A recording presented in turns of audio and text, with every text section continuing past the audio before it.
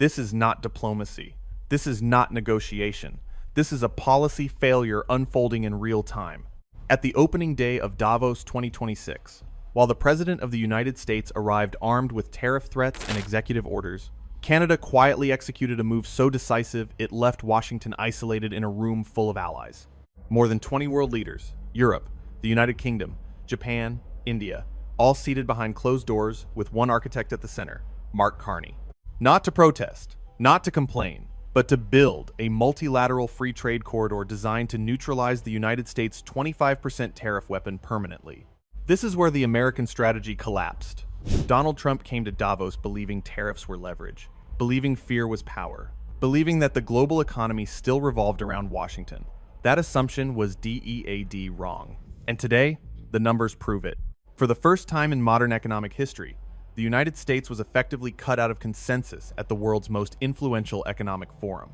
Allies openly warned of coordinated retaliation. Capital signaled reallocation. Supply chains began recalibrating without America at the center. Let me be absolutely clear. This is not a temporary dispute. This is not posturing. This is a structural shift. While Washington chose confrontation, Canada chose coordination. While Trump tried to strong-arm the world, Carney unified it. And the most dangerous part? The United States did not even see it coming. So here is the real question, and it should make every American uneasy. How did the United States manage to isolate itself? While Canada positioned itself as the new anchor of global trade, pause on that, because what comes next is where the real damage begins. To understand why this moment matters, you have to strip away the speeches and look at the mechanics of the global economy, how goods actually move, how capital actually flows, and why tariffs are a blunt weapon in a system built on precision.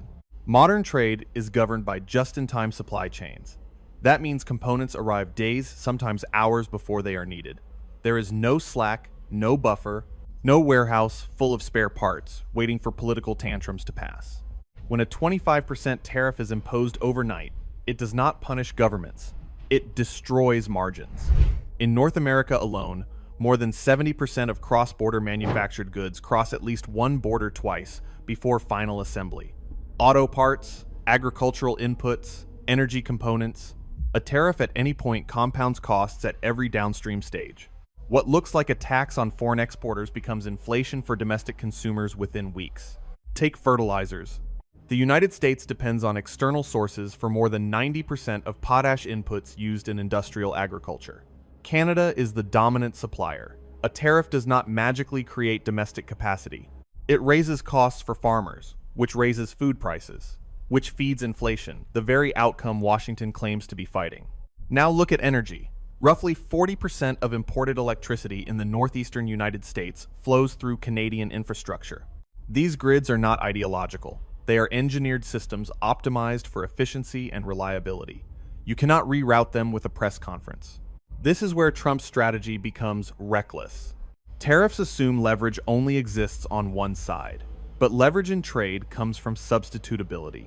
And here is the problem for Washington. The world has options and the United States increasingly does not. Canada, Europe, Japan, and India collectively represent a production and consumption bloc large enough to internalize demand. When Carney proposed a multilateral free trade corridor, he was not talking about symbolism.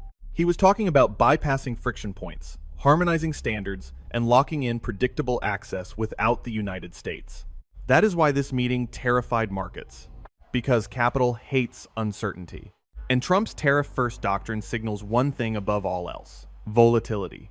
Canada offered the opposite: stability, rule-based access, coordinated retaliation if provoked. In economic terms, that is not defiance. That is risk management. And the money understands that instinctively. This is not about ideology. This is about math. And the math is turning against Washington. This is where the policy doesn't just fail. It backfires violently, unevenly, and politically. Because tariffs are not abstract. They land in very specific places, on very specific people, in very specific states. And the fallout is already visible. Start with the American Midwest. Agricultural producers in Iowa, Illinois, and Nebraska are now facing input cost increases that cannot be passed on fast enough. Fertilizer prices rise first, then fuel, then equipment maintenance. By the time crops reach market, margins are already crushed. One major grain association warned privately that a sustained tariff environment could push double-digit percentage declines in net farm income within a single growing season. And this time, there is no bailout cavalry. Move east. In New York and Maine, manufacturing and food processing depend heavily on cross-border energy and intermediate goods. A 25% tariff does not hit once, it compounds. Steel fabricated in Canada, refined in the United States, reassembled with European components, and shipped back across the border is now taxed multiple times. That is not protectionism. That is self-sabotage. Florida feels it differently. Ports, logistics hubs, and agricultural exporters rely on predictable flows. When retaliation threats surfaced at Davos, shipping insurers quietly raised premiums. That cost lands immediately. Every container becomes more expensive before it even leaves port. Tourism-linked supply chains feel the squeeze next. Higher costs, fewer routes, thinner margins. Then there is the auto sector. Michigan, Ohio, Indiana. Vehicles assembled in the United States contain thousands of components sourced from Canada, Europe, and Asia. Industry groups have been blunt. Tariffs at this scale erase profitability. One internal estimate circulating among suppliers suggests per-unit vehicle costs could rise by several $1,000s within months. That is not absorbed by corporations. That is passed directly to consumers. And here's the most politically dangerous part for Washington. There is no clear off-ramp, because the world is no longer waiting. At Davos, multiple trade ministers made it clear quietly but firmly that retaliation would be coordinated, not symbolic. Not one-off tariffs, but synchronized measures targeting high-visibility American exports. This is why Trump's strategy is collapsing under its own weight. Tariffs were supposed to intimidate. Instead, they unified everyone else. Canada did not scream. It did not threaten. It simply built an alternative. And once alternatives exist, leverage evaporates. The United States is discovering a brutal truth. Power based on coercion only works when there is no exit. And right now, exits are opening everywhere. While Washington was posturing on stage, the real moves were happening off stage. Canada's response was not emotional. It was engineered. For more than a year, Mark Carney had been laying groundwork across capitals most Americans were not watching closely. Quiet visits to China, strategic energy and capital discussions in Qatar, infrastructure coordination with Mexico, regulatory alignment talks with the European Union, none of it announced. None of it theatrical. All of it deliberate. The result was revealed at Davos 2026, a multilateral free trade corridor designed to function without the United States. This corridor is not a treaty in the traditional sense. It is something far more dangerous to Washington, an operational framework. Harmonized customs rules, pre-cleared logistics lanes, coordinated retaliation clauses, shared dispute resolution, and most critically, infrastructure to move goods without touching United States-controlled choke points. Rail is the backbone. Canadian Pacific Kansas City (CPKC) now provides a single-line rail connection from Canada to Mexico. That matters because it bypasses United States ports entirely. Grain, energy components, industrial inputs, and finished goods can now flow north to south without passing through American tariff gates. Ports are next. Mexico is expanding Gulf and Pacific port capacity with Canadian and European financing. Europe is accelerating Atlantic-facing terminals optimized for non-United States routes. Japan and India are coordinating standards to reduce friction for manufactured goods moving across Eurasian corridors. This is not symbolic decoupling. This is physical. And then there is capital. At Davos, multiple sovereign funds signaled a shift in long-term allocation priorities. Not away from North America, but away from United States political risk. Canada, with stable institutions and predictable trade posture, became the safe anchor. Carney's message was devastating in its simplicity. Trade is not a poker game. You do not bluff with the global economy. You build systems that outlast politics. And here's the line that froze the room. If Washington wants separation, the world will move forward without them. That sentence changed everything. Because for the first time, allies realized they did not need to wait. They did not need to plead. They did not need to absorb punishment in silence.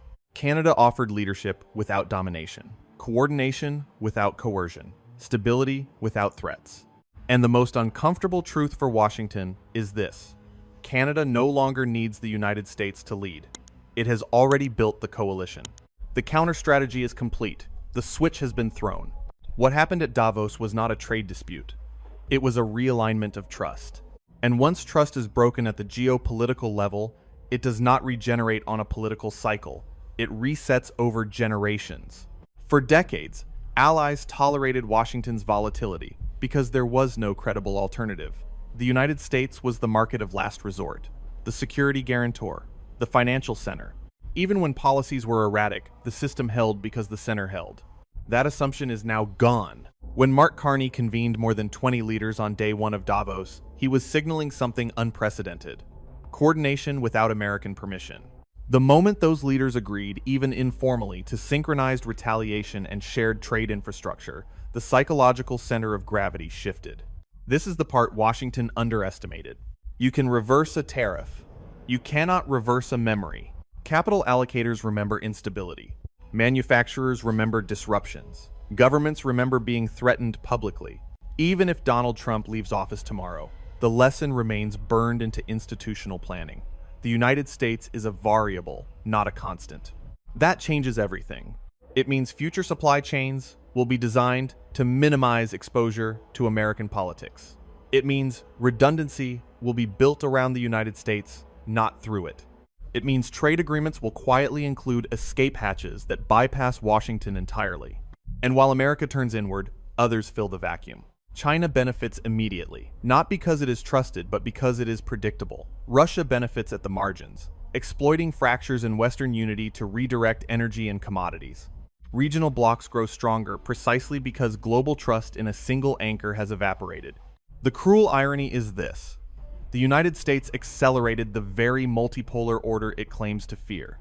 By weaponizing access, Washington taught the world to design around access. By threatening allies, it trained them to collaborate without it. By abandoning leadership, it crowned a successor. Canada did not seize power. It was invited to hold it.